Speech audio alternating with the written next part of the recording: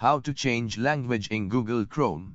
Hello and welcome back to DigiLive Trends. In this video I'm going to show you how to change language in Google Chrome. To change language, simply follow the steps exactly as shown in this guide. So let's start the video. On your system, open Google Chrome browser. In Chrome top right corner, click on three dots. Below, click on Settings. A new window will appear. On the left side panel, click on Languages. Under Preferred Languages, you will see a list of languages.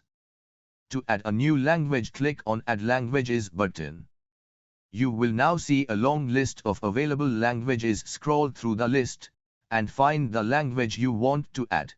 So if we want to add Hindi, check the box next to it and click on Add button. If you want to change preferred language in Google Chrome, then click on the three dots again. And check this option, Display Google Chrome in this language, so check this option. Now, click on Relaunch button. Chrome will close and reopen automatically, reflecting your new language.